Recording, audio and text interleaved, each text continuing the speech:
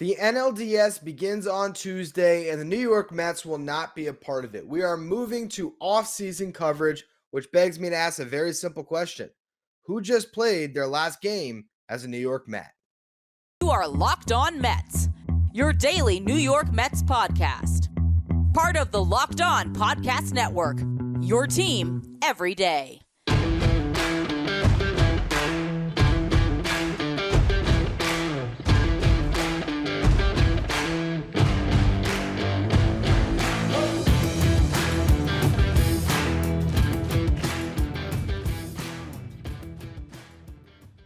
Hello to all you amazing Mets fans. You're watching Locked On Mets, part of the Locked On Podcast Network, your team every day. I'm your host, Ryan Finkelstein. If you want to find any of my work, follow me on Twitter at FinkelsteinRyan. You can also find some of my writing at justbaseball.com, where I work as the managing editor.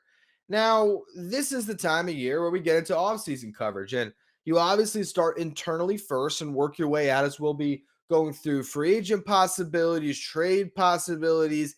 How can this team that won 101 games but failed to win the division come back better next year to be the type of juggernaut that closes out this division and can be that Brooklyn Dodgers of the East Coast that Steve Cohen wanted to be so much? So a lot to discuss over the coming days, weeks, and months. And I wanted to start with the impending free agents. And instead of just reading you a list, I wanted to frame it in this context.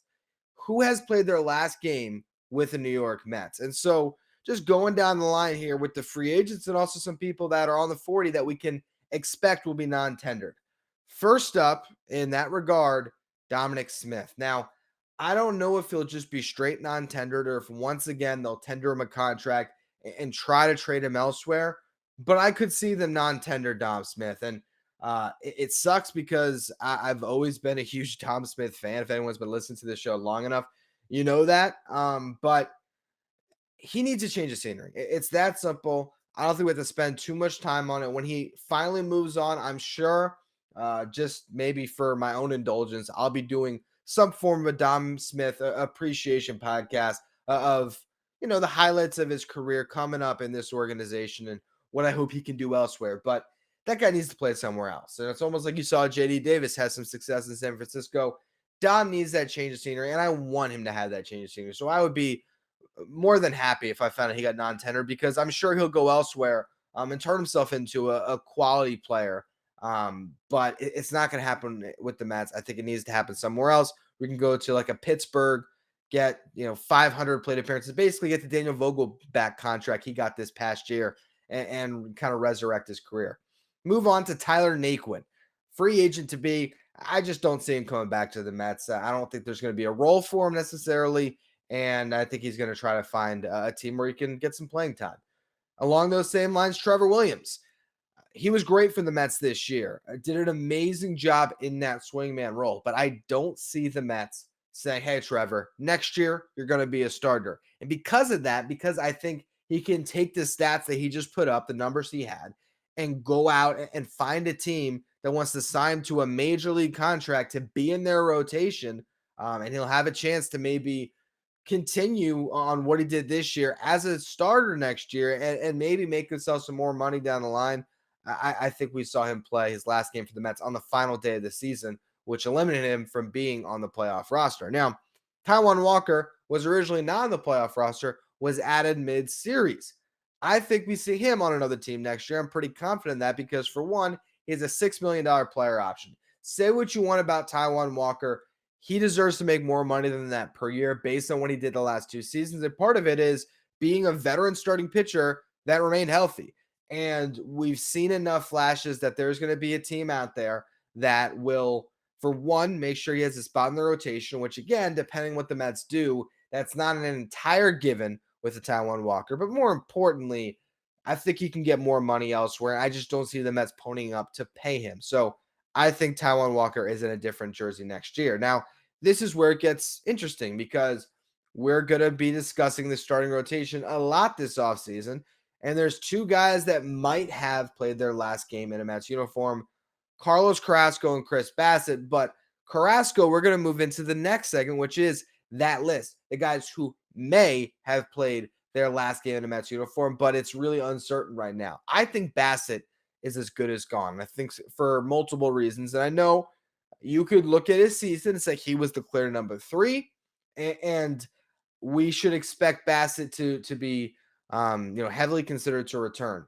Some of his comments about free agency makes me think that he wants to enjoy that luxury. For a guy that had a late start to his career, he has a chance to hit free agency after a couple of really strong seasons at 33 years old, sign a nice 3-4 year deal where he's going to make more money than he's made throughout his entire career. There's a $19 million mutual option on Chris Bassett with $150,000 as a buyout that happens either way. If either side declines, he gets that extra little bonus check.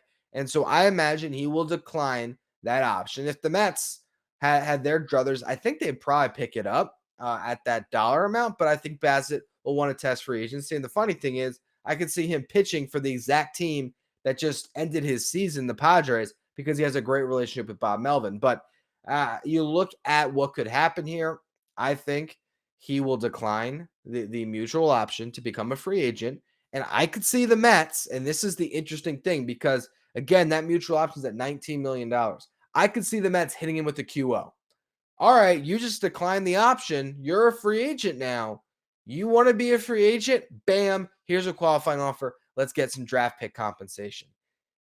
And then he'll have to turn down that exact same offer again. But if you turn it down the first time at test free agency, you'll probably turn it down a second time. And unfortunately for him, that could impact his value a little bit in free agency. But I still think he'll get a longer term deal, which, again, for a player with his history, that would be very attractive. Now, we're going to move on here because if you're not going to keep Bassett around, why would you keep Carrasco? I'm going to explain what the argument would be to keep him, but why that's still up in the air in just a minute. Before we get to that, though, betonline.net is your number one source for football betting info this season. Find the latest player developments, team matchups, news, podcasts, and in-depth articles and analysis on every game you can find. And as always, BetOnline remains your continued source for all of your sports wagering information with live betting and up-to-the-minute scores for every sport out there. The fastest and easiest way to check in on all your favorite games and events, including MMA, MLB, boxing, and golf. Head to betonline.net or use your mobile device to learn more about the trends in the action. BetOnline, where the game starts. This is probably the juiciest segment on the show today. Who may have played their last game in a Mets jersey? And we start with Carlos Carrasco. So with Bassett, as I said, $19 million mutual option, $150K on the buyout. For Carrasco, there was an option that would have vested had he hit 170 innings pitched, but it's still now a club option that has a buyout attached. So if I am reading this correctly from Spotrac, from what I believe, which who knows, maybe I'm wrong, but it appears like it is a $14 million club option, $3 million buyout. Now, you'd say, well, if this team is trying to spend money elsewhere, why would you bring Carlos Carrasco back? And if you are bringing him back, or like, why would you choose him over Bassett? Well, it comes down to price here. I look at Carlos Carrasco and I look at Chris Bassett to a certain extent as 4 starters. Now, Bassett, and I'm talking about on the highest level of team. I mean, Chris Bassett can be a 2 on most teams. He's a really good pitcher. So I don't want to sell him short. And he's definitely more in his prime than Carrasco. But we just saw a couple big games this guy not come through, and I don't think Steve Cohen's going to have a short memory on that. Bassett for the season, a 3.42 ERA, a 1.14 whip, 167 strikeouts, 181 and 2/3 innings pitched, 15 wins. Not that wins matter too much, but guess what? Carrasco won 15 games as well, pitched 152 innings with 152 strikeouts. So based on the strikeout stuff, he's actually slightly better than Bassett, which is a little bit surprising. The whip was higher at 1.33. The ERA was higher at 3.97. But if that option is factored into the mix here, and you have to worry about the buyout that's attached, are you going to find a better starter at 11 million per? And I do have to credit, I don't even know who it was. Someone on Twitter did mention this and had me thinking about it. I apologize for not having that in front of me right now if you're listening to the show. But he pointed out, and I think it's a good take. I mean, $11 million for Carlos Carrasco is a little bit more attractive than 14. If you think about it along those lines, I could see the Mets circling the wagon with him and bringing him on back because he's quality depth. And again, when you look at the rest of the market at that dollar amount for a 1-year deal, that's not bad. So maybe Carrasco comes back, but I also could see the Mets wanting to just completely rebuild their starting rotation. You get to the bullpen guys.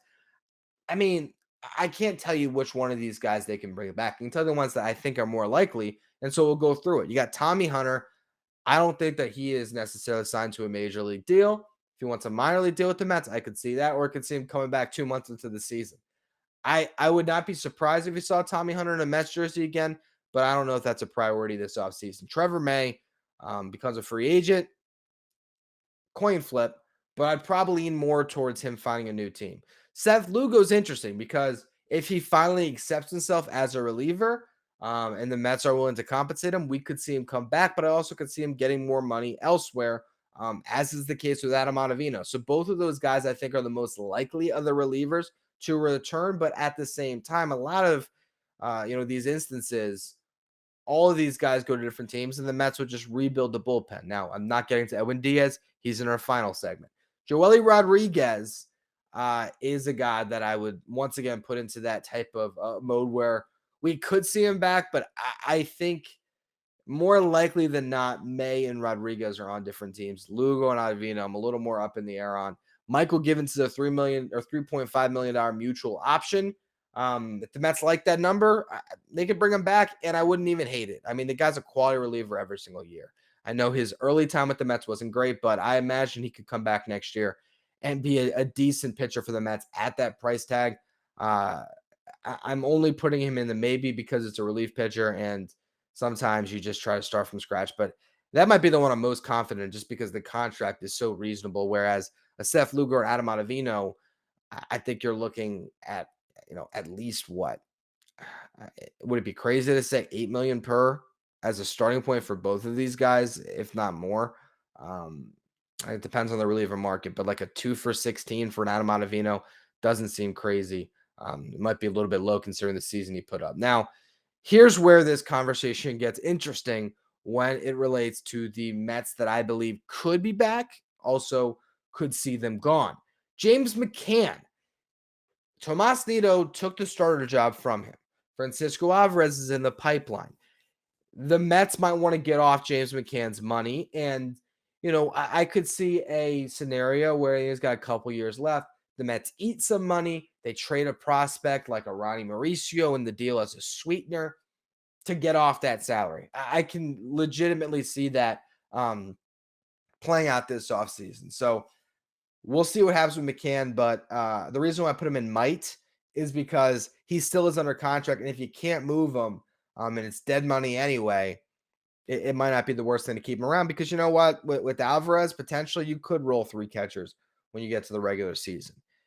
Then you get to Brandon Nimmo and Jacob deGrom, where I don't know which way's up with either. I have no idea what's going to happen here. It is as down to the middle as I can imagine. I'd put both of them at a coin flip. Maybe a slight 60-40 that they return, just because what else are you going to do? But the thing is, Brandon Nimmo could be the top center fielder on the market. I believe he probably will be. So is he going to get a big bag, and are the Mets going to pay him that? And I think something we'll be discussing throughout the offseason is, do you need to add pop into the lineup, and how do you do it?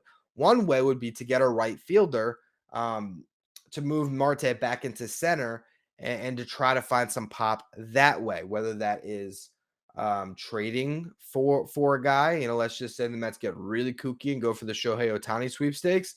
He would not be in the outfield. He'd be a DH, but that would be one way to get power in your lineup. This is the high end that we're talking about here. The other high end move to get power in your lineup would be to sign Aaron Judge, and that would factor into your outfield that he could play center or right.